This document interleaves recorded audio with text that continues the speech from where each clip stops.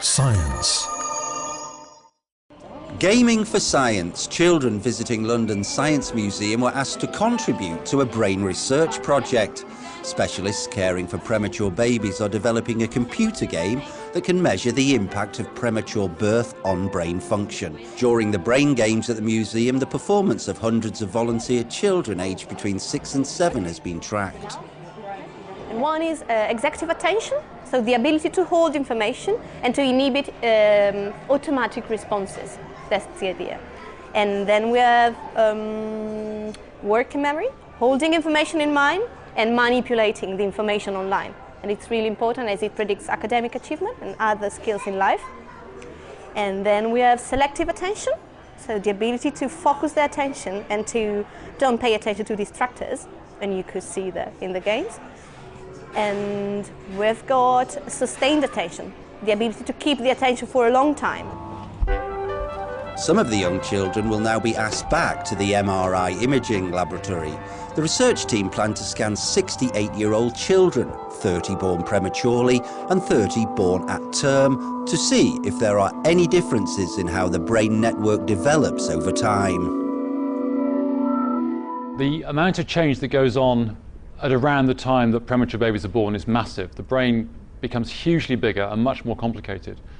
When our youngest children are born, the brain is very smooth and looks like a coffee bean. And during the time that they're with us, it has to grow into the walnut-shaped or walnut-looking organ that we all know from pictures of adult brains. So it's a massive amount of change that's going on, and they have to achieve this while they're outside their mothers when they should really be inside their mothers. A few decades ago, babies born prematurely had little chance of survival. That's changed dramatically, but prematurity can still affect the child's development. So we'll have them playing the game while they're in the MRI scanner, and with the MRI scanner we can see which bits of their brain are active and how much of their brain is active during this game, and therefore learn what resources in their brain they're using to play the game with.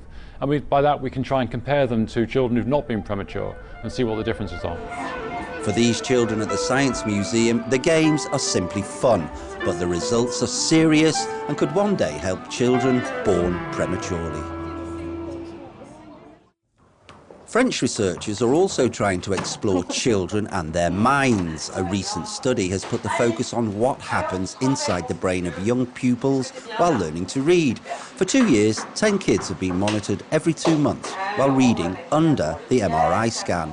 Researchers analysed and determined the brain circuit of reading and found an answer to a quite controversial question in France. Which reading method is better, global or syllabic?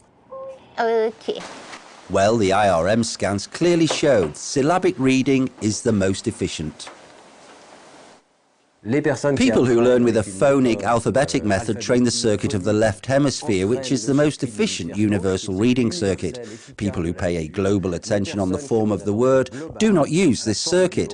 Their attention is orientated in the right hemisphere to a much less efficient circuit for the analysis of reading. According to the scientists, the brain imaging confirmed their theory they've defended for years for a syllabic, not global reading method. It could also partly explain the appearance of dyslexia and the degradation in the level of reading in France.